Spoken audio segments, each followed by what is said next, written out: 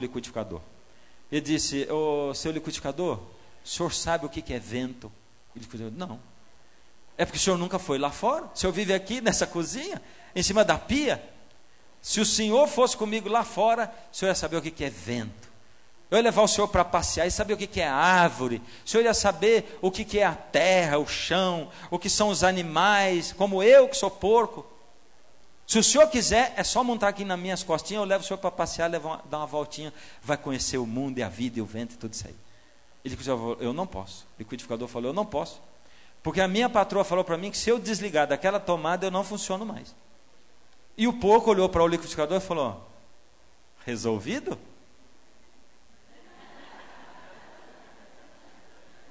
É só você ligar seu plugzinho nessa tomadinha.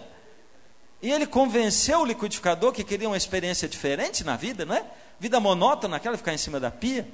O liquidificador ligou a tomada no focinho do porco e os dois saíram. Por isso, de lá para cá, nunca mais o liquidificador falou. Porque focinho de porco... Ah, mas vocês conhecem essa história? Já sabia o fim?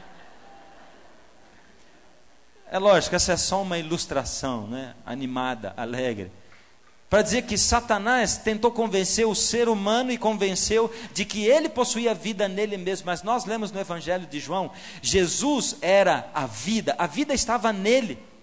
Não tem vida separada dele. Ele tinha dito: olha, no dia em que vocês comerem, vocês vão morrer. Mas comeram e não morreram. Por quê? Porque Jesus tinha se oferecido para morrer no lugar do homem. Deus tinha que explicar aquilo para o homem. E como é que ele explicou? Jesus chamou o homem e disse: Adão, vai matar aquele cordeiro. E Adão, que nunca tinha visto uma folha cair, nunca tinha visto uma flor murchando, ele teve que matar o cordeiro, o sangue caindo, ele sentia nervoso, suor, sujo de sangue, suor e lágrimas. Olhou para Deus e disse: Deus, eu matei o meu amigo cordeiro. E Jesus disse: não, você matou a mim, porque eu sou o cordeiro de Deus, que tira o pecado do mundo. Eu vou morrer no seu lugar. E Adão teve nas suas mãos, pela primeira vez na história do mundo, o evangelho vivo do Antigo Testamento, que era o cordeiro. Toda vez que ele pecasse, ele teria que confessar os pecados na cabeça do cordeiro, matar o cordeiro, para ele se lembrar que o pecado dele custa o preço do sangue de Jesus na cruz. E que Jesus viria morrer, o Messias, um descendente de Adão, o Deus feito homem, para morrer no lugar dele, para pagar o preço do pecado. E o cordeiro no Antigo Testamento era o evangelho do Antigo Testamento.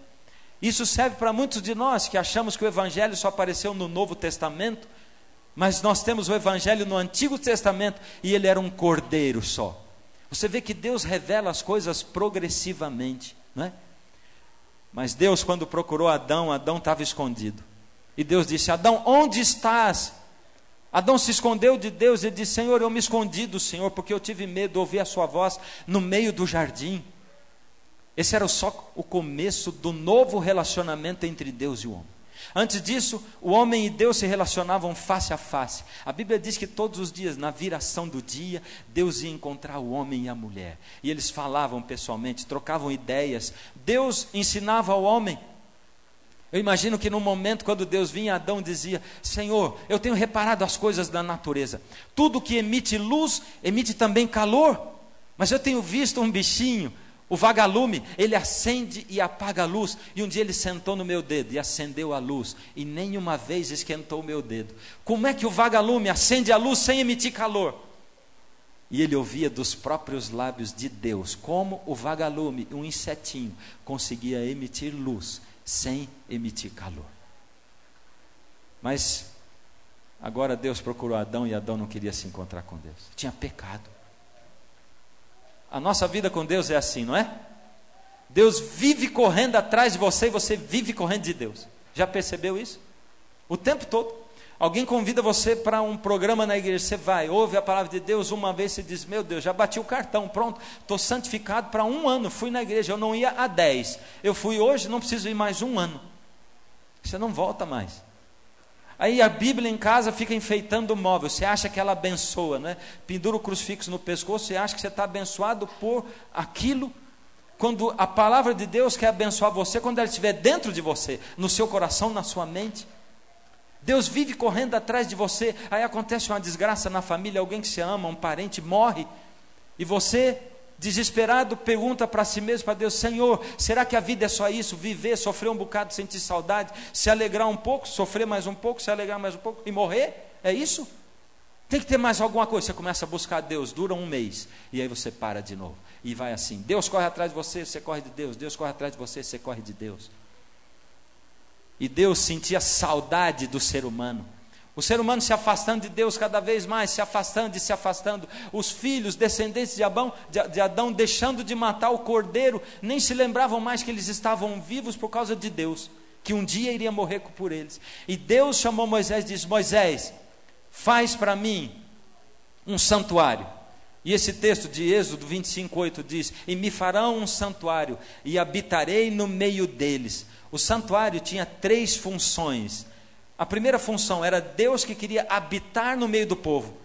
Faz lá um santuário. Você gostaria que Deus habitasse aqui nessa igreja, você pudesse vir, e ali naquela sala não tivesse lâmpada nenhuma, não tivesse nada, e de lá emanasse uma luz pelas frestas das portas, uma luz assim inimaginável, como você nunca viu, e as pessoas dissessem: olha, naquela igreja Deus resolveu habitar, e é só você ir lá, você vai até sentir na sua pele a luz da presença de Deus. Gostaria ou não? Sim? Mesmo? Mesmo? Quando eu falo mesmo, o pessoal já pensa 2 vezes antes de responder, não?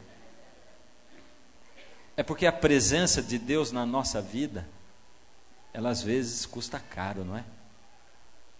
A gente diz: Deus na minha vida, eu vou ter que mudar isso, mudar aquilo outro. Às vezes a gente não quer nenhum compromisso com uma religião, né? Deixa eu ver, eu vou nessa igreja, essa igreja eles mandam não fazer o quê? Né? A gente está preocupado com o quanto Deus vai mudar a minha vida, mas eu quero que Deus seja pleno em mim, faça tudo que eu quero, mas eu não quero moldar a minha vida segundo a verdade. Eu quero que Deus seja moldado à minha imagem. O santuário era para Deus habitar no meio do povo, só que a luz da presença de Deus era tão grande, tão poderosa. Como é que Deus ia habitar no meio do povo sem que o povo morresse? Deus um dia disse para Moisés: Moisés, nenhum homem jamais viu a minha glória e permaneceu vivo. E como que Deus diz: faça um santuário para eu habitar no meio do povo? O santuário era sim a habitação de Deus no meio do povo, mas ele servia para um outro propósito que era antagônico a esse. No santuário ele habitava, mas o santuário fazia separação entre Deus e o povo. Ou seja, Deus ficava dentro do santuário e a glória dele, e o santuário impedia que a glória de Deus destruísse o povo. Mas como destruísse? Quando o Felipe e a Camila eram pequenininhos, Felipe nosso filho, Camila do Miguel e da Márcia, aí eles se encontravam, e o Felipe mais parrudinho, e a Camila menininha, mais magrinha, e aí eles davam um abraço, e o Felipe apertava muito, aí largava, e ela caía no chão, sentada, e começava a chorar, e ele ficava olhando com a cara assim, porque eles tinham, sei lá, 1 ano e meio, 2, com a cara de quem disse: eu só fiz um carinho. E eu fiquei imaginando que Deus, mais ou menos assim, queria falar com o homem, e quando Deus falava no Monte Sinai, o cume do monte fumegava, e o povo ficava com medo. Diz: Moisés, por misericórdia, vai lá e fala com Deus, mas não deixa Deus falar com a gente, porque nós estamos morrendo de medo de morrer aqui. O poder de Deus, a glória é tão grande, que quando Deus ia falar com o homem, ele tinha que tomar cuidado para não destruir o ser humano.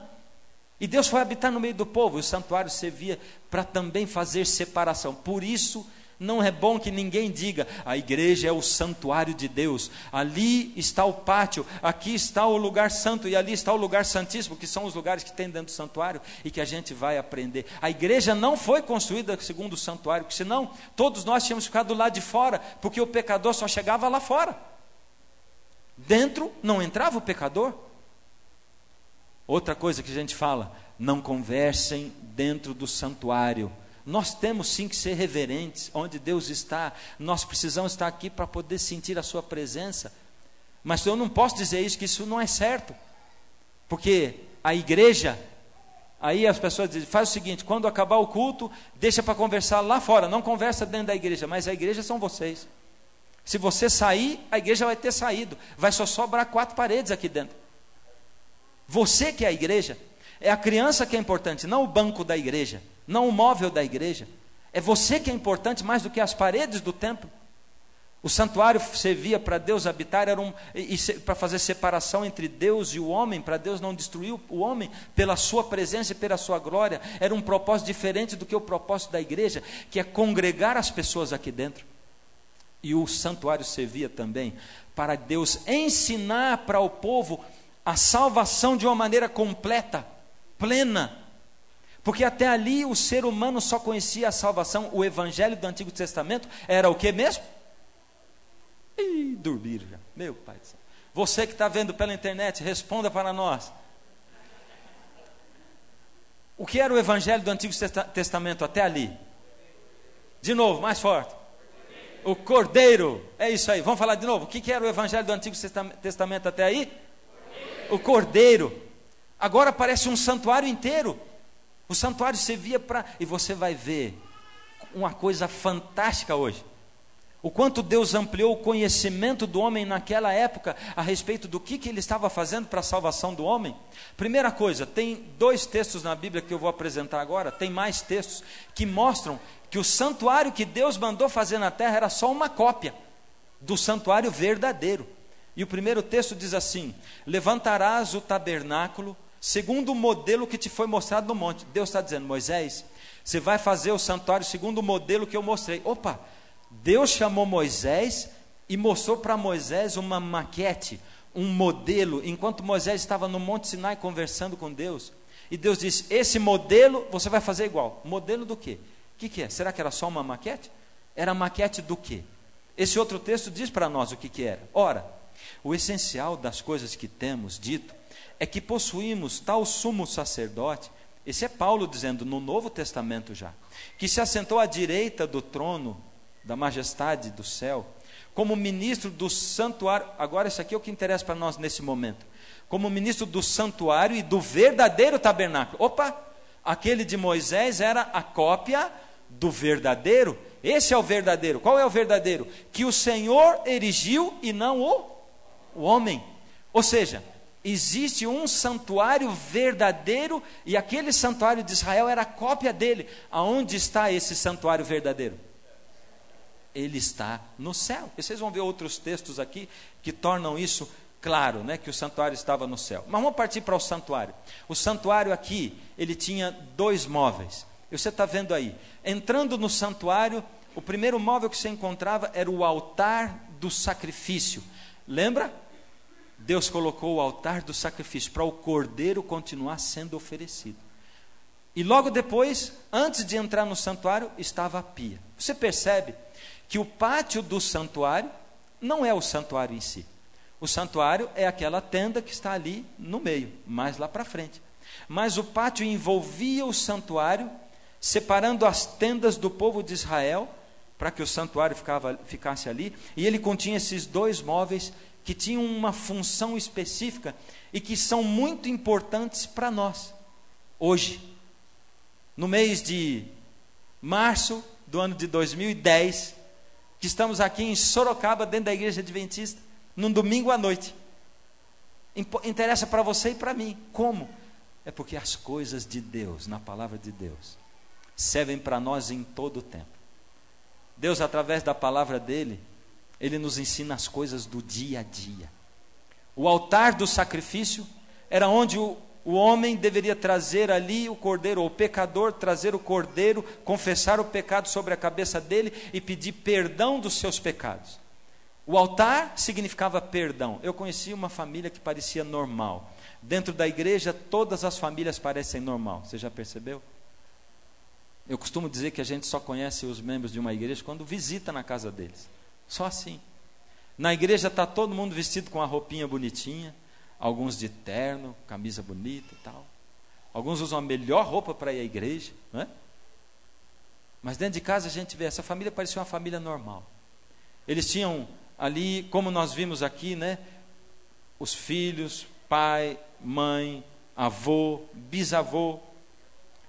E esse bisavô tinha a desgraça de ver na sua família 2 filhos, um de 60 e outro de quase 70 anos, que já não se falavam há mais de 18 anos, não se conversavam. Eles não se conversavam por causa de um problema de herança que teve na família. E um irmão brigou com o outro por causa de dinheiro, e eles pararam de conversar, e há 18 anos eles não se falavam. Durante 3 anos eu convivi com aquela família, e uma das esposas, só uma, me procurava sempre dizer: pastor, faz um esforço, pastor, vai lá ver se o senhor reconcilia. Mas eles eram irreconciliáveis, eles não aceitavam se encontrar nunca, eles não aceitavam pedir perdão nunca, eram 2 coroas turrões. Um dia, depois de 3 anos de pastor lá, o mais velho foi internado, à beira da morte, o médico desenganou na UTI, e a gente chamou o outro irmão para dizer: vai lá e reconcilia com ele. E ele disse: ele me maltratou a vida inteira, agora você acha que na hora da morte, só porque ele vai morrer, eu vou lá? E não se reconciliou com o irmão. Por que é tão difícil perdoar? Por quê? É porque perdão significa isso mesmo que a palavra está dizendo, uma perda grande, um perdão. Perdeu muito. Quando você perdoa, você perde. Isso é o que nós sentimos, porque eu tenho que me humilhar, mas é ele que está me devendo, foi ela que me maltratou, eu já procurei para me reconciliar 10 vezes, não é isso que a gente fala? Para perdoar eu tenho que perder, eu tenho que dizer: tudo bem, eu me sinto ofendido, eu acho que você está errado e eu estou certo, mas tudo bem, eu perco, eu aceito, eu vou perder em prol do nosso relacionamento, porque você é importante para mim, então eu vou perder, não interessa, eu vou me humilhar. Mas o eu é muito grande, né? E eu sempre penso assim: como eu posso perdoar? Ela sempre vive aí me maltratando, eu não consigo perdoar, no meu coração não dá, eu perdoo, mas eu não esqueço, é o que a gente diz. É só uma maneira que a gente criou de usar palavras para amenizar a consciência da gente, para dizer: eu não perdoo coisa nenhuma, mas eu vou ficar com a consciência mais tranquila, porque eu estou dizendo que eu perdoo, mas não esqueço. Como que eu perdoo, mas não esqueço? E a gente briga por coisas bobas, não é? Você, marido, levanta numa certa manhã, feliz da vida, coisa rara, você está sempre preocupado, irritado. A mulher tem que tomar muito cuidado para ela não deixar você assim, porque se ela falar, quer dizer... Mas naquele dia, você levantou cheio de amor para dar. Chegou na cozinha, arrumando as coisas, cantarolando, assobiando. Aquele dia não é o dia que ela está feliz. E quando ela chegou, se disse: bom dia, querida. E ela olhou para você, eu, hein? E foi embora. Suficiente, não é? Para você dizer assim: ah, é assim?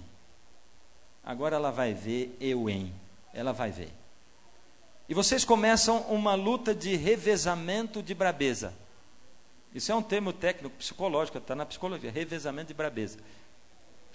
Você fica bravo com ela até quando ela não suporta mais. Quando não suporta mais, ela vira uma fera. Aí você recua e ela fica brava. Até quando você não aguenta mais, e aí vai 1 dia, 2 dias, 3, 1 mês. Dali 5 anos vocês já estão querendo separar e não sabem nem que vocês começaram a briga, porque um dia você levantou cheio de amor para dar, falou: bom dia, querida. Ela falou: eu, hein? E vocês vão separar, sabe por quê?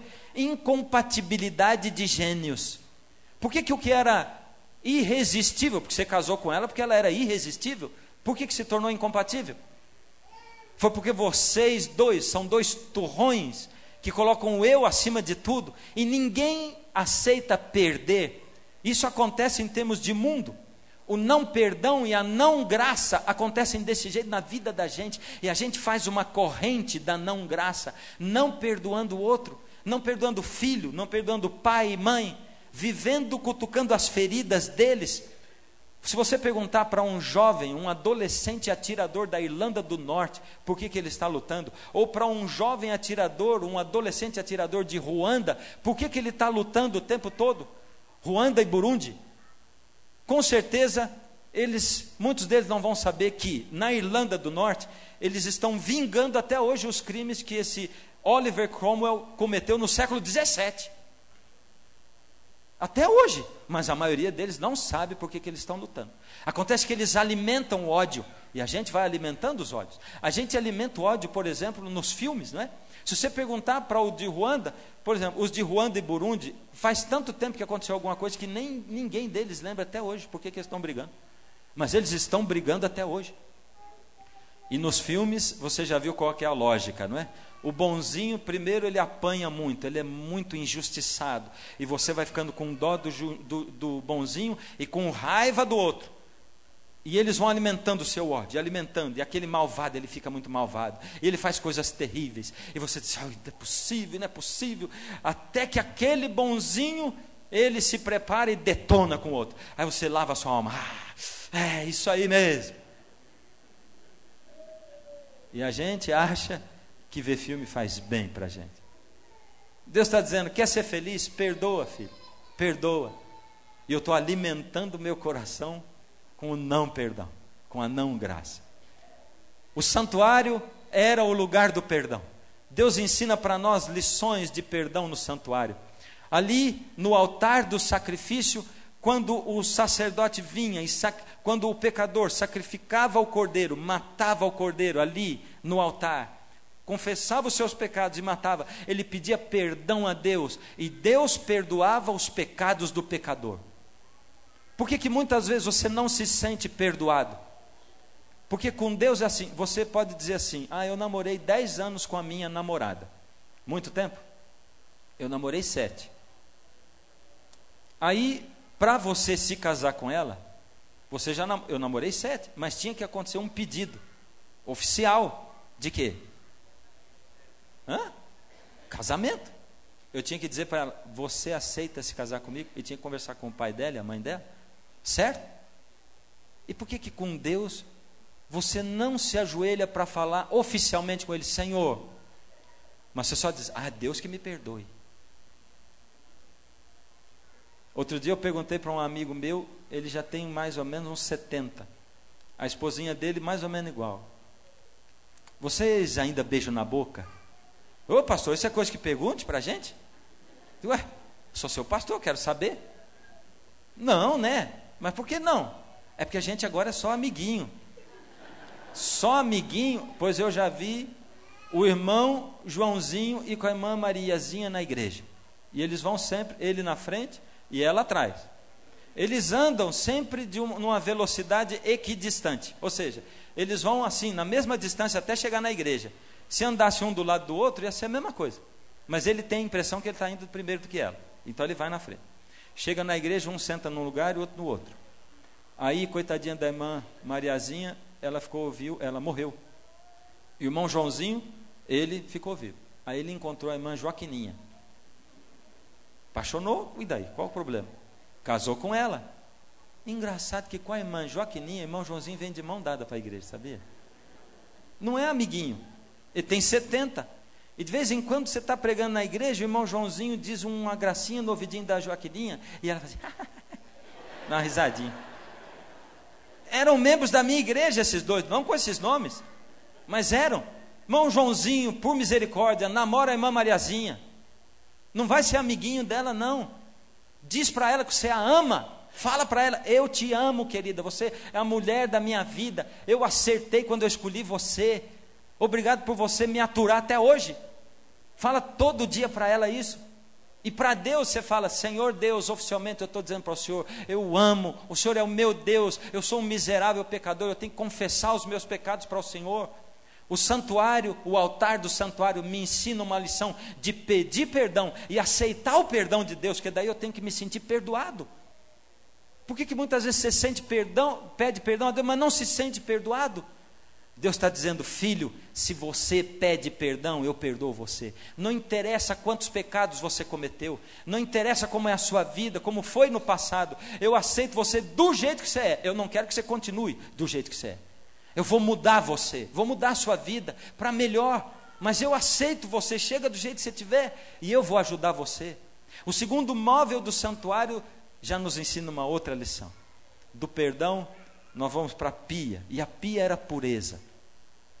Porque o sacerdote, ele tinha que chegar, toda vez que ele ia oferecer sacrifício, que ele ia entrar no santuário, ou que ele ia oferecer sacrifício, primeiro quando ele entrava no pátio lá do santuário, ele entrava no pátio, ele encontrava o altar de sacrifício, ele dava a volta no altar, e ele tinha que ir na pia para se lavar, e depois já começava aqui o corpo do santuário, ele entrava no santuário.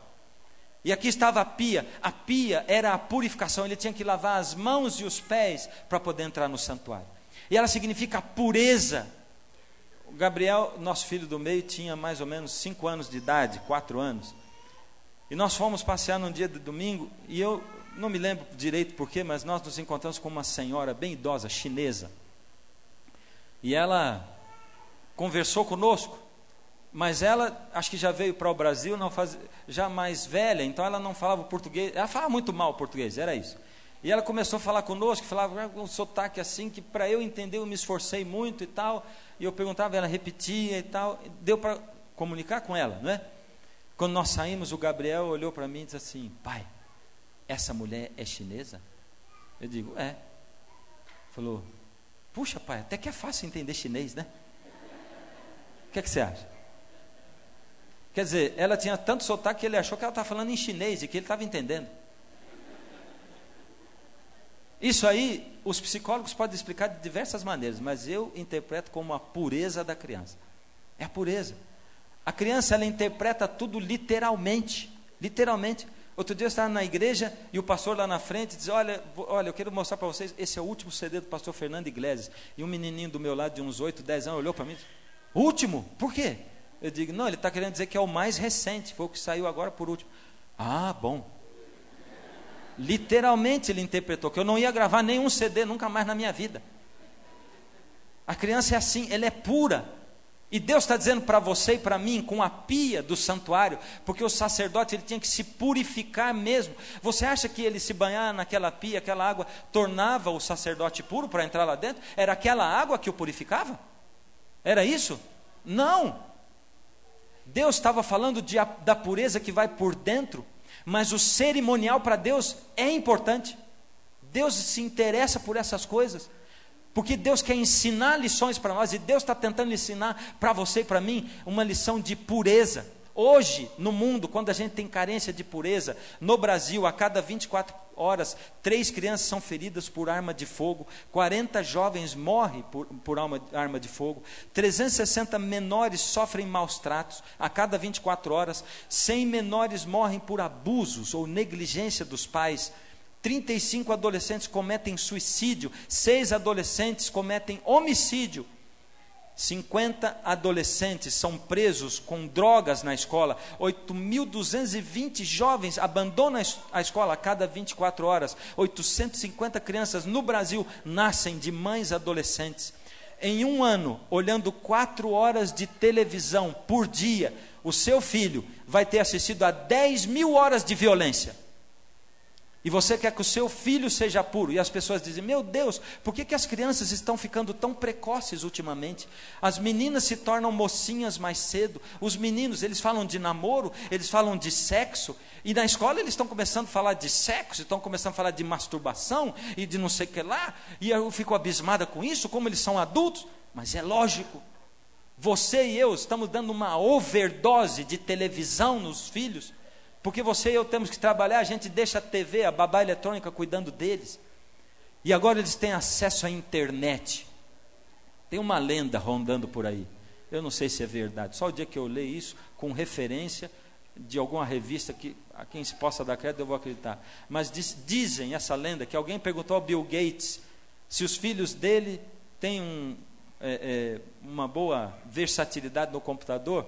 E ele disse, não sei se ele tem filhos ou não, que não, ou que se ele tivesse filhos, não mexeria em computador até os 10 anos de idade. Isso é uma lenda, eu ouvi alguém dizer, mas não duvido que seja verdade, porque aquele que trabalha na máquina, ele sabe o quanto ela é perigosa. Eu, como pastor, tenho tratado de casa. Esses dias uma garota chegou para mim e disse, pastor, eu sou casada há 2 anos, eu quero me separar do meu marido, eu não suporto mais ele. Meu marido, nós temos um bebezinho, meu marido trabalha normalmente, e fora o trabalho ele passa por dia 6 horas na internet.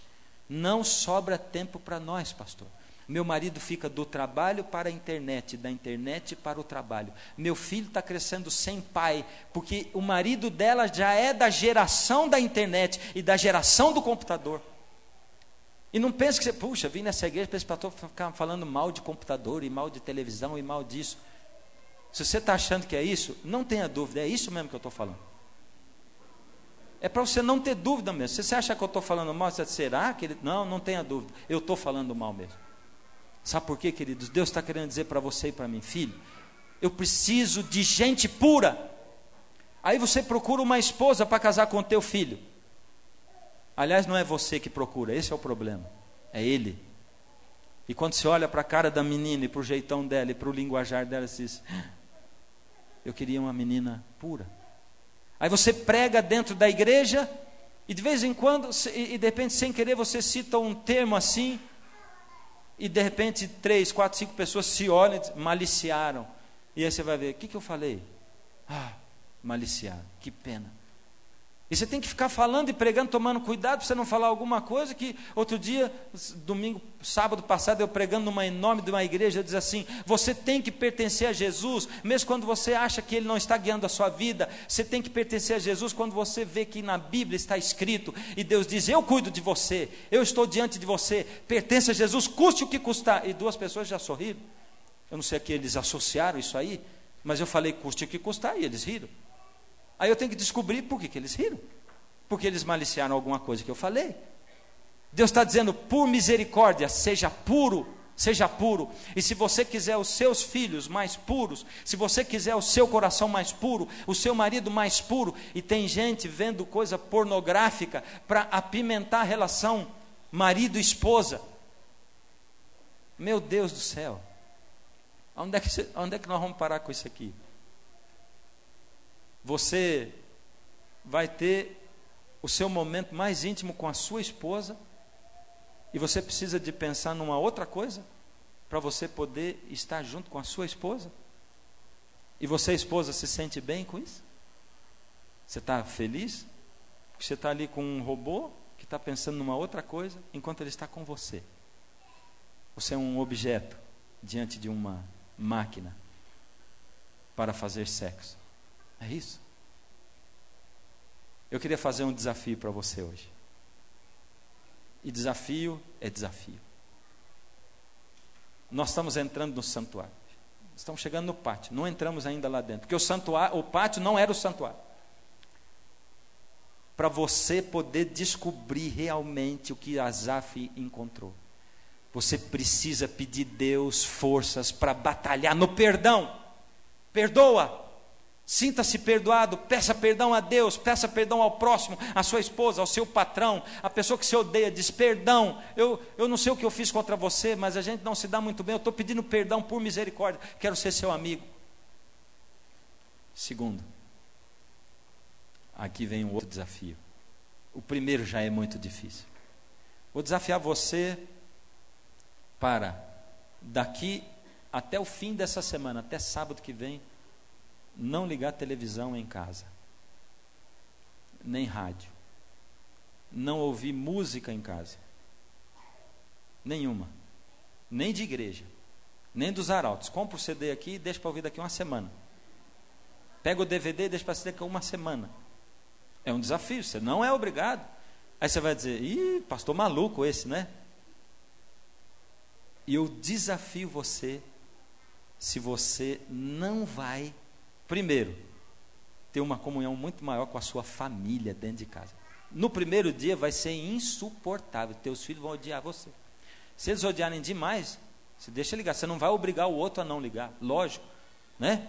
Um dia eu propus isso o ano passado num lugar, e aí quando foi no outro dia eu fui almoçar com o pastor que estava organizando tudo aí, a família dele. E ele tem um menino de uns 10 anos, e aí era finzinho das férias de julho do ano passado, eu disse para o menino, e aí, cara, tem que aproveitar agora a última semana de férias. Ele falou, mas como é que eu vou aproveitar se você proibiu de ver TV e ouvir música e tudo? E internet, esqueci da internet, viu? Também. Foi pior essa, né? Essa foi cruel, né? Você proibiu, como é que eu faço? Aí eu falei, meu pai do céu, olha aí o moleque. Criança é sincera ou não é? Na hora veio a cacetada assim. Eu disse, espera aí, mas eu não obriguei ninguém. Isso aí, se sua mãe, eu falei para sua mãe, a mãe dele junto, eu falei, você escolheu fazer, você faz, mas não vai obrigar os meninos a fazer. Aí diz assim, o pior é que eu concordei também. A mãe tinha perguntado para ele, aceitam? Vocês aceitam? E os dois aceitaram. E agora está meio arrependidão. No primeira noite você não vai ter nem o que fazer, não vai nem ficar todo mundo na mesma sala, porque se sentar todo mundo na mesma sala, vocês não vão nem lembrar como é que conversa.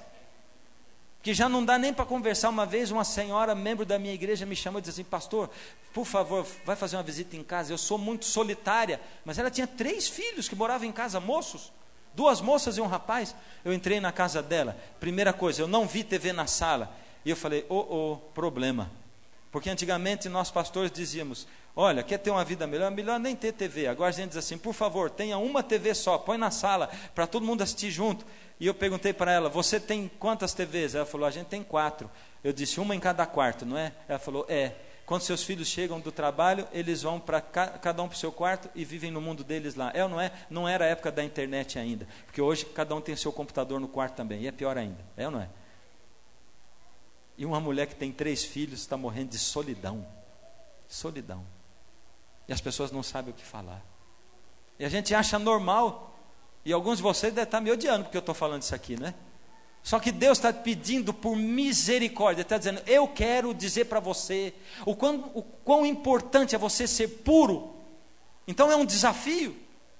Ai, última semana da novela. Não sei se é. É? Não é, né? Você vê se você faz ou não faz. Sobretudo o que se deve guardar, guarda o teu coração, porque dele procedem as fontes da vida. Deus está dizendo para você: guarda o seu coração, guarda o que está dentro da sua alma, protege o seu coração. Como que você vai proteger o seu coração se tem um monte de imagens? É uma pena que eu não consegui trazer aqui, mas eu fiquei surpreso com uma palestra que eu vi outro dia, e o camarada mostrou o filmezinho Bernardo e Bianca. Você já assistiu? Eu já assisti. Você já assistiu? Coisinha mais linda do mundo, o Walt Disney, é coisa fofa, não tem nada que seja de ruim lá. Eu achava. O aviãozinho dá um voo rasante, com os 2 ratinhos, o Bernardo e a Bianca, e de repente o palestrante congelou a imagem, e no prédiozinho, porque ele dá o voo rasante dentro da cidade, tem um prédiozinho com várias janelas ali, na janelinha, em 2 ou 3, mulheres com o seio de fora. Ué, é tão rápido que ninguém nem percebe. É verdade. Mensagem subliminar. O seu inconsciente fotografa aquilo tudo, o seu e o do seu filho. E aí ele mostrou uma outra cena. Puxa, eu já tinha visto algumas vezes com meus filhos o filminho da Cinderela também. E eu sempre notei que o gato da Cinderela não era muito interessante, porque o nome dele era Lúcifer. E ele mostrou só uma cena, onde a Cinderela vai pelo meio da casa, a casa vazia, e ela procurando o gatinho. E ela diz assim: Lúcifer, Lúcifer, aonde você está, querido? Venha, Lúcifer.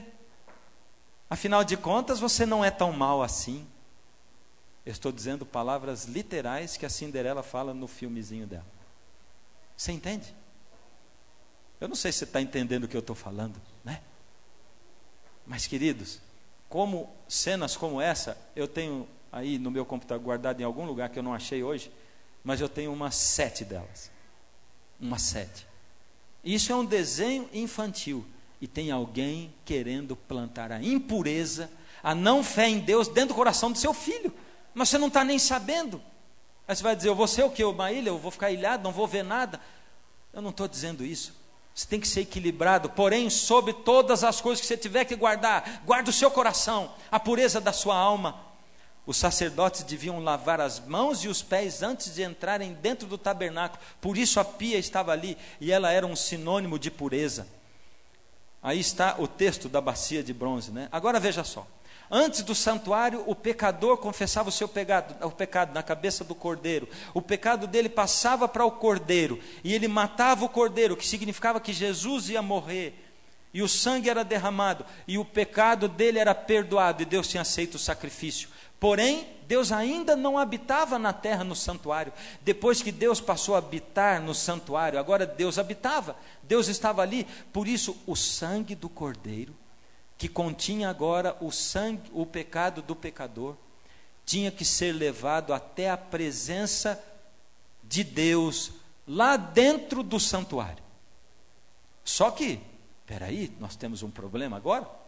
Se o sangue do cordeiro tinha que ser levado diante de Deus, porque ele continha os pecados, para ser apresentados para Deus, porque ele significava que o sangue de Jesus ia ser derramado, e que ali ele teria pago o preço do meu pecado, e esse sangue tinha que ser apresentado diante do sacerdote, lá diante de Deus, dentro do santuário. Quem que poderia levar esse sangue para lá?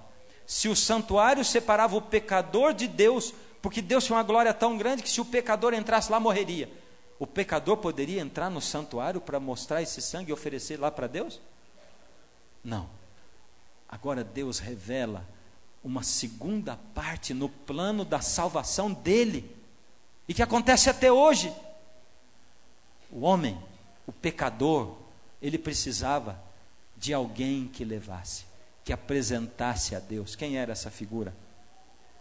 O santuário servia para Deus habitar no meio do povo, servia para Deus ensinar lições e para separar o povo. Ele precisava de um mediador, o sacerdote.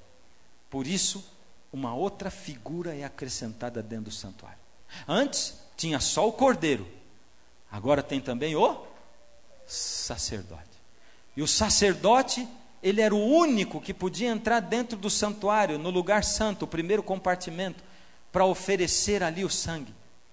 O sacerdote pegava o sangue contendo os pecados do pecador. Vê uma coisa interessante. Quando o pecador vinha e confessava os seus pecados na cabeça do cordeiro, passava o pecado para o sangue do cordeiro. O sacerdote levava aquele sangue contendo o pecado do pecador. O pecado já tinha sido tirado de cima do pecador, e agora o sacerdote é quem assumia nas suas mãos o pecado do pecador. Ele ainda não tinha sido perdoado. Deus deu um período maior. Antes ali, quando o homem confessava o pecado e matava o cordeiro antes do santuário, era na hora. Agora ele tinha que ser apresentado lá, porque Deus estava mostrando de uma maneira mais ampla como é que ele faz. E você vai entender daqui a pouco a conexão do santuário de Israel com o do céu, que existe até hoje.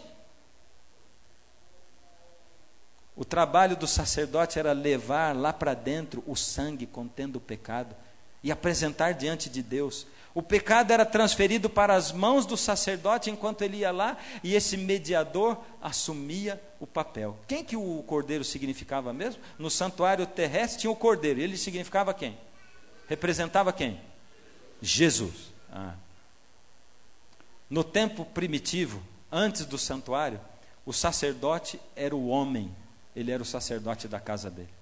Eduardo, você está com o Henrique, Eduardo, aí, você é o sacerdote da sua casa. E ele é a sua igreja. E a Priscila também. Vocês todos. Deus está nos chamando para sermos o sacerdote da nossa casa. O nível espiritual da sua família não depende da sua esposa chamar você para ir para a igreja, não. Você, cidadão, é o responsável pelo nível espiritual da sua família. Você é o sacerdote da sua casa.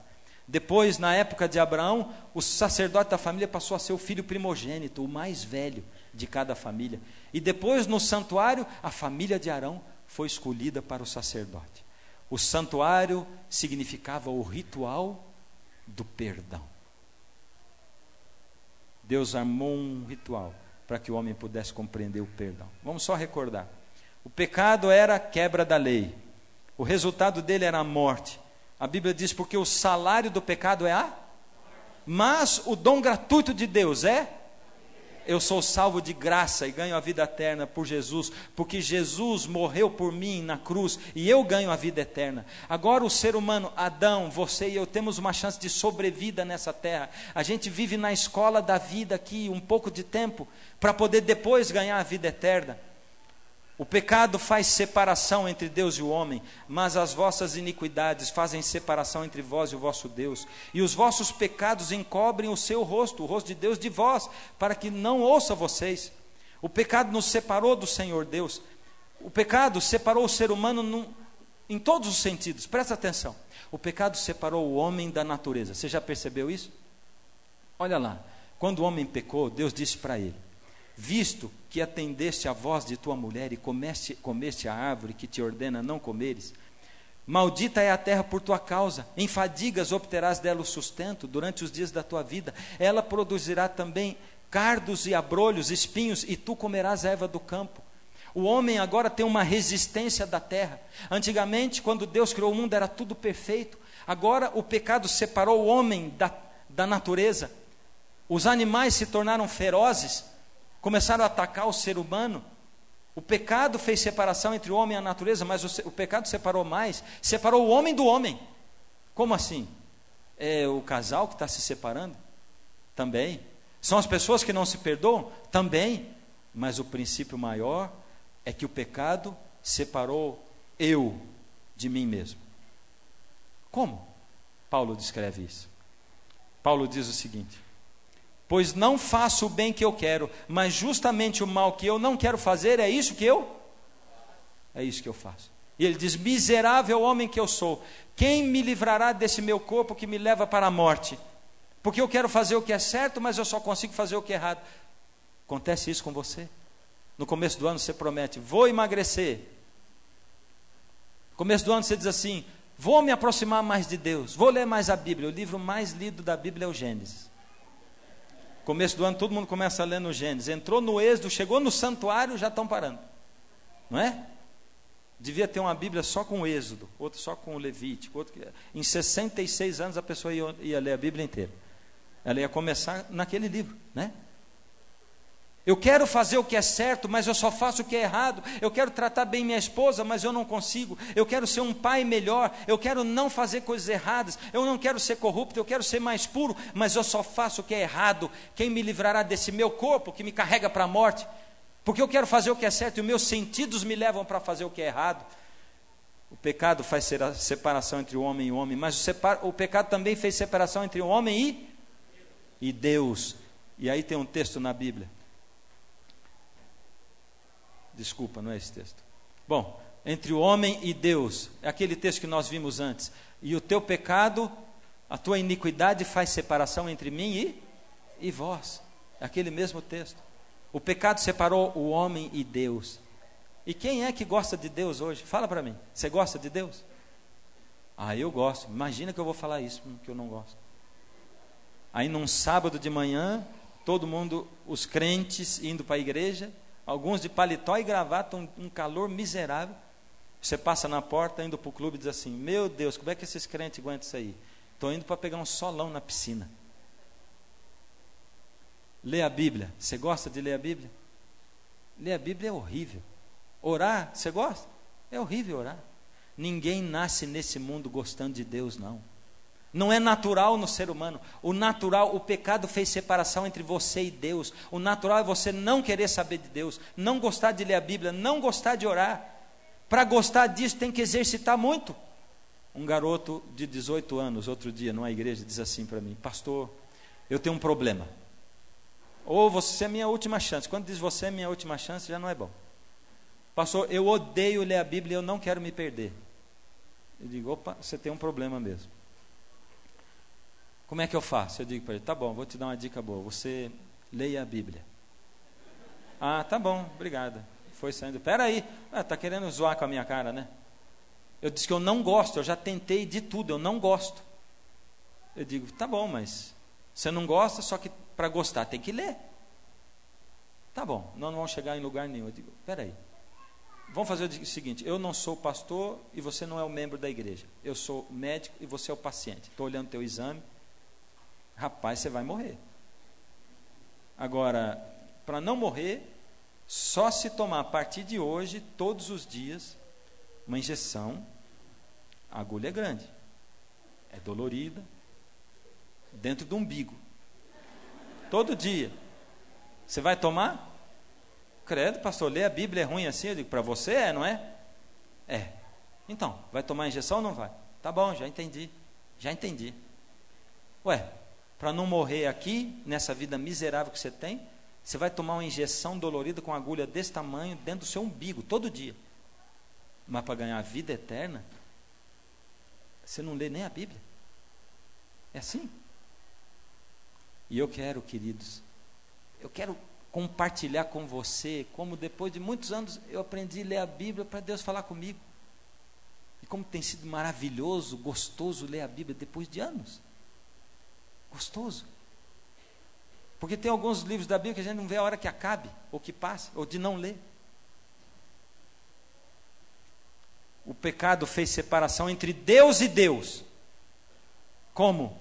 Por volta da hora 9, clamou Jesus em alta voz, dizendo: Eli, Eli, lama sabactani, o que quer dizer? Deus meu, por que me desamparaste? Jesus na cruz era o Deus homem, clamando a Deus, dizendo: eu sou Deus na cruz, Deus, por que o Senhor me desamparou?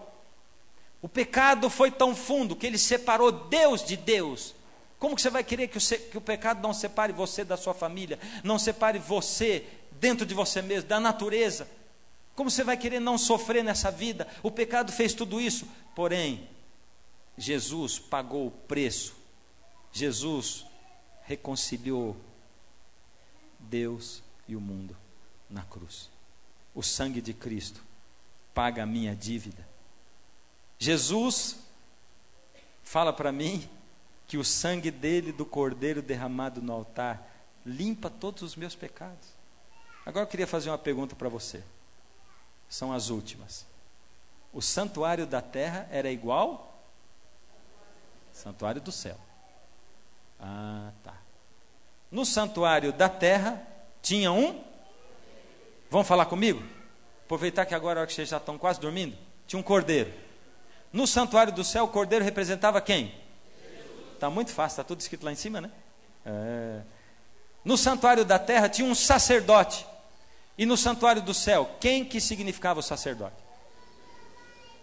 Hã? Ué, mas ele não é o cordeiro? É ou não é? Ele é o cordeiro ou é o sacerdote? Ora, o essencial das coisas que temos dito é que nós possuímos tal sumo sacerdote que se assentou à direita do trono da majestade dos céus, como ministro do santuário e do verdadeiro tabernáculo que o Senhor erigiu e não o homem. Quem é esse sacerdote? Jesus. Ele é esse sumo sacerdote. Ou seja, Deus agora abriu um novo horizonte para o ser humano entender. Ele diz assim: você está achando que só o sangue de Jesus derramado na cruz é que salva você? Jesus morreu na cruz e ele se tornou, depois que ele ressuscitou, andou 50 dias aqui na terra, e ele subiu ao céu, e lá ele entrou no santuário do céu, no santuário do céu, para ser o nosso sacerdote lá no céu. Assim como o pátio não era o santuário, mas ele era só o que envolvia o santuário. Assim como o pecador podia chegar até no pátio para matar o cordeiro. Assim como o pecador matava o cordeiro lá. Assim como o sacerdote, que era o mediador, levava o sangue para dentro do santuário. Assim como os pecados do povo eram registrados dentro do santuário. Porque tem mais essa. Quando o sacerdote levava o sangue do cordeiro contendo os pecados, ele borrifava lá dentro do santuário, no véu que separava o lugar santo do santíssimo. E os pecados ficavam registrados no santuário até um dia no ano, quando ia acontecer a purificação e o perdão dos pecados. Os pecados levavam um ano para ser limpos, para serem perdoados. Por que isso? Meu Deus, que confusão. Amanhã você vai entender claramente por que levava um ano. Para que isso? Assim também, o pátio onde está o pecador, o pátio do santuário do céu, onde está o pecador, qual é? É a terra. O santuário está no céu, mas o pátio do santuário na terra não fazia parte do santuário. Onde o cordeiro, Jesus, foi morto? Na terra. Assim também o pátio é o planeta Terra.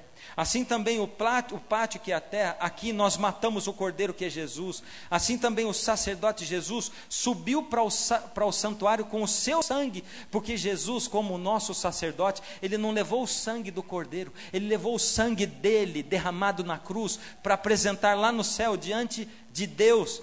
Assim também o mediador entre Deus e o homem é o Senhor Jesus. No santuário do céu, quem é o sacerdote? No santuário do céu, quem é o sacerdote? Jesus. Esses dias eu recebi, há um tempo atrás, uma carta de uma velhinha que eu amo muito, e que é muito fiel a Deus e leal, e que conversa com Deus em oração, e com quem Deus fala através da palavra. E ela me escreveu uma cartinha dizendo assim: Fernando, quando você pecar, perdoa rápido, confessa rápido os seus pecados a Jesus, e Ele vai perdoar você, e você vai poder pregar com intrepidez. Sabe por que a gente não merece ensinar ninguém?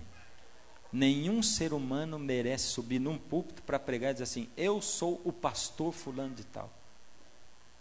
E toda vez que eu subo aqui, eu me sinto indigno para falar para as pessoas.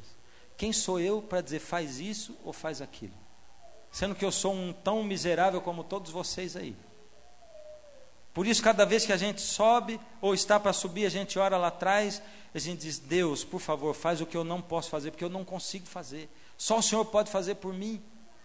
E muitas vezes ainda você vem se sentindo indigno, olhando para as pessoas, e o que ela disse me ajudou. Porque eu sei que quando eu peco e eu confesso os meus pecados para Deus, aí Ele apaga tudo e Ele me torna digno, e eu posso falar com a intrepidez não de quem não erra, mas de quem vai diante do Senhor Jesus e confessa os pecados e deixa com Ele a culpa do pecado e peço perdão. Eu digo: Senhor, por misericórdia, eu não sou nada, eu não sou ninguém, mas me perdoa, Senhor, porque eu quero fazer o que é certo e só faço o que é errado. Eu quero ter um casamento melhor, vivo maltratando meu marido, minha esposa. Porque Deus, eu gostaria de estar mais na sua presença, mas eu já tentei igreja, Deus, eu não consigo. Deus, eu queria ter uma alimentação melhor, eu queria ter uma vida melhor, eu queria ser melhor como pessoa, eu não consigo. E aí quando eu vou diante de Deus, e eu deixo tudo isso na mão dele, ele diz: filho, se você me deixar, eu vou trabalhando na sua vida e vou mudando você, eu vou ajeitando as coisas. Deus é o Deus do perdão. Quando eu assumi o programa Está Escrito na TV, antes de mim passaram alguns oradores, e um deles foi o pastor Mark Finley, que é um americano. Alguns de vocês já ouviram na televisão. O pastor Mark Finley veio para o Brasil naqueles meses e viajou comigo durante uma semana. Tive o privilégio de viajar com ele e conhecê-lo melhor, pessoalmente. Algumas coisas me chamavam a atenção. Uma delas, que ele ia no carro e ele, muitas vezes, abria a Bíblia e lia, orava, aí depois ele voltava a conversar, aí passava um tempo, que nós viajamos muito, aí ele lia a Bíblia de novo, orava, estava sempre em meditação com Deus. E como aquilo não fazia parte constante da minha vida, naquela época, aquilo era um tapa com luvas de pelica em mim, e um grande exemplo de um pastor que estava ali, ensinando um pastor mais novo que ele, dizendo: estou ensinando, não estou te falando nada, só estou te dando meu exemplo. Numa dessas nós fomos visitar um multimilionário, no fim da semana. A casa mais maravilhosa que eu entrei, a sala da casa devia dar 1,5 essa nave dessa igreja aqui. Uma coisa assim, suntuosa. A família não tinha entrado na sala, a gente estava esperando. Uma piscina tremenda, um pier assim. A gente foi até a piscina, ele me chamou, tinha mais gente na sala, ele me chamou: Fernando, vem aqui. Me levou para perto da piscina, pôs a mão no meu ombro e disse assim: Fernando, olha, essas pessoas, eles são ovelhas sem pastor.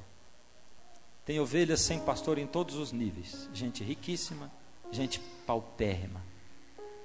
Pessoas que não tem quem cuide delas, porque elas andam meio perdidas, envolvidas demais nessa vida e nas coisas dessa vida.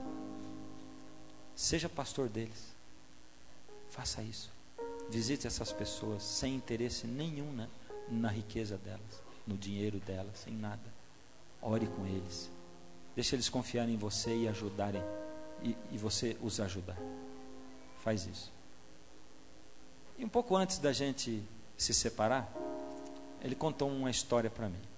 Falou: eu estive em Ruanda fazendo uma série de conferências, e ali eu fui visitar uma mulher chamada Mary. Ela é uma americana, esposa de um pastor. Ali tem muito essa guerra, Ruanda e Burundi, os Tutsi e os Tutus, genocídios tremendos, e tinha acontecido um genocídio tremendo não fazia muito tempo. Essa mulher estava ali com o marido dela, pastor, e o filho. E ali os guerrilheiros chegaram, os dissidentes chegaram na igreja, pegaram o povo todo da igreja, e eles começaram a querer abusar das mulheres, e o pastor se levantou e pediu por misericórdia para eles não fazerem aquilo. e eles agarraram o pastor e iam matar o pastor. O filho foi, o moço foi, e foi proteger o pai, e eles botaram os dois ajoelhados e mataram na frente da igreja todinha o marido dela e o filho. E os dois foram assassinados ali. Um rapaz assassinou os dois. Um rapaz de 16 anos assassinou os dois, com um tiro na cabeça. Essa mulher permaneceu morando lá, continuou fazendo ali o melhor que ela podia, do trabalho que o marido fazia. Isso por si só já era uma coisa tremenda. Depois de uns meses, o outro grupo voltou e prendeu aquelas pessoas, e o rapaz que tinha matado foi preso também. A igreja ficou no poder daqueles dissidentes durante alguns meses, até que eles foram presos. Depois que eles foram presos, a Mary começou a visitar na cadeia o rapaz que matou o marido e o filho dela, e começou a dar estudo da Bíblia para eles. Estudou para ele e deu estudo, e depois de um período o rapaz se batizou. Ele disse: eu fui visitar a Mary, conversando com ela na sala dela, ela me contando aquela história fantástica, e eu perguntei para ela: onde ele está hoje? Onde o jovem está hoje? E ela disse: eu adotei ele legalmente como meu filho, e ele é meu filho hoje. Está no colégio estudando. Botei no colégio interno e ele está estudando, mas hoje ele está aqui em casa. Chamou o rapaz, e o rapaz chegou, e eles se conheceram ali naquele lugar. É possível perdoar, é possível. Está além das suas forças. É possível ser perdoado mesmo sendo seres humanos falhos como nós somos. É possível ser puro, sim. Deus está chamando, sim. As coisas de Deus parecem loucura para o mundo, mas Deus está chamando você. E se você tem Deus tocando no seu coração e chamando você, Ele está dizendo: filho, não interessa o caminho que você esteja percorrendo, eu vou chamar você para começar tudo de novo. Vai começar hoje. Hoje. Vamos começar hoje. E Deus hoje está falando com você que sente a vida destruída, que sente tudo arrasado, para você que se sente impotente, para você que não consegue perdoar ou que não se sente perdoado nunca, para você que não consegue ser puro e não tem nem o desejo de ser. E Deus vai falar: filho, recomeça comigo, que nós vamos começar daqui para frente uma vida nova e totalmente diferente. E nessa noite aqui, eu quero convidar você, em nome de Jesus, que derramou o sangue dele na cruz, que se humilhou deixando o céu e veio a essa terra, e viveu no meio de seres humanos pecadores que cuspiram na sua face e que o penduraram na cruz, cumprindo o que dizia o santuário, que o cordeiro devia ser morto. Jesus vai oferecer para você o perdão e vai chamar você. Em nome de Jesus eu chamo você. E se você precisa de que tudo volte atrás, para um novo começo, para daqui para adiante começar tudo de novo, eu quero chamar você daí da onde você está, para vir aqui. Você que nunca entregou o coração a Jesus publicamente, ou você que um dia entregou o coração a Jesus publicamente, está longe dele, mas que gostaria de sentir esse poder do Senhor Jesus na sua vida, tem que dizer oficialmente para ele: ah, Deus sabe que eu amo. Você pode estar até pensando: eu não tenho coragem de ir lá, mas Deus vai chamar você. E se você quiser vir, nós não temos espaço aqui, mas vai dar para você vir, não tem problema, venha. E eu quero orar com você aqui, colocar a sua vida na mão de Deus, porque hoje vai começar tudo de novo. E o Espírito de Deus fala em você: vem, que eu quero orar com você. Se Jesus está chamando, venha, por favor, esse é o momento. Se você que já entregou o coração a Jesus estiver do lado de uma pessoa que ainda não entregou e que está lutando, dá a mão para ela e vem junto, que Jesus vai estender agora para você a mão. A sua entrega é total, você não pode mais adiar.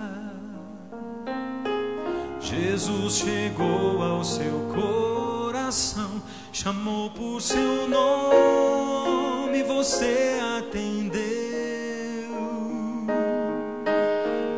Algumas lágrimas vêm e vão lavando qualquer temor. O Santo Espírito está aqui, lhe abraça e lhe diz o quanto esperou. Sua vida vai desabrochar, vai sorrir, vai cantar, começando aqui e por todo sempre. O amor de Deus vai lhe acompanhar. Ele prometeu, jamais vai deixá-lo. Você não estará sozinho a vagar. Deus vai lhe amparar. Ainda dá tempo de você ver, vem. Se Jesus está chamando para compromisso mesmo. Não é para uns momentos emocionais, não. Mas vem. Se o amanhã lhe trouxer temores, dúvidas e pesar, Jesus ao seu lado vai estar para completar o que começou. Sua vida vai desabrochar, vai sorrir, vai cantar, começando aqui e por todo sempre. O amor de Deus vai lhe acompanhar. Ele prometeu, jamais vai deixá-lo. Você não estará sozinho a vagar, começando aqui e por todo sempre. O amor de Deus vai lhe acompanhar. Ele prometeu, jamais vai deixá-lo. Você não estará sozinho a vagar. Deus vai lhe amparar. Deus vai lhe amparar.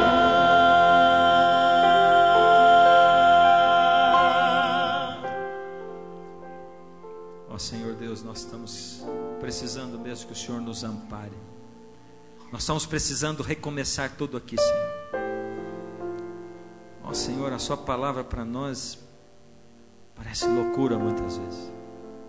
Como, Senhor, ficar uma semana sem ver televisão e ouvir música e internet? Que loucura é essa? Mas, Senhor, será que isso faz mesmo sentido?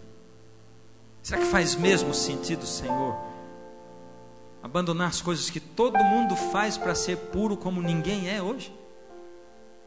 Será que faz sentido falar com Deus que eu não enxergo? Será que faz sentido pedir perdão, Senhor, para as pessoas que parece que são muito mais orgulhosas do que nós mesmos? São as coisas que nós ficamos nos perguntando o tempo todo. O Senhor sabe, Senhor, porque elas estão aí incomodando o nosso coração e o fundo da nossa alma. Mas Deus, o Senhor de uma maneira especial tocou o nosso coração e a nossa vida. O Senhor sabe que muitos dos seus filhos ficaram aí sentados nesses bancos ainda, desejando vir, dando graças a Deus, porque no final outros se levantaram e puderam só se colocar em pé. Outros estão ali ainda, Senhor, desejosos de ter o Senhor na sua vida, mas sentindo-se impotentes. Ó Deus, eu quero entregar todos nós nas suas mãos essa noite. Ó Deus, que não sejamos orgulhosos em achar que uns são melhores que outros, uns porque levantaram e outros porque não, nem que somos inferiores uns aos outros, mas que possamos unicamente saber que somos filhos de Deus, que por nós o Senhor Jesus morreu e que Ele deseja nos resgatar, recomeçar a nossa vida, nos dar uma segunda chance. Ó Deus, chacoalha-nos, se for preciso. Eu entrego nas suas mãos a todos nós e peço, Senhor, a sua bênção, como só o Senhor pode nos dar. Nós pedimos, Senhor, no doce e sagrado nome do Senhor Jesus. Amém. Que o Senhor te abençoe e te guarde. Que o Senhor faça resplandecer seu rosto sobre ti e tenha misericórdia de ti.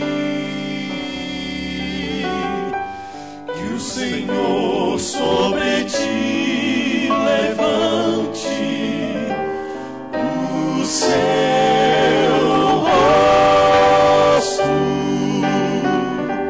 e te dê a paz,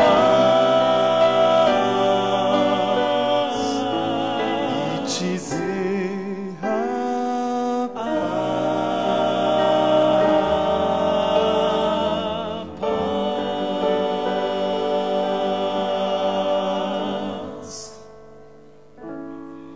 Amanhã eu quero provar para você na Bíblia que o sangue de Jesus na cruz, ele só não salva ninguém. Já ouviu falar isso? Já ouviu falar? Não tem nada a ver com lei de Deus, nada disso. Mas eu queria que você viesse amanhã, trazendo alguém que você ama. Deus abençoe todos vocês, aceite a entrega que vocês fizeram, vocês que se levantaram e que estão sentados. E até amanhã, se Deus quiser.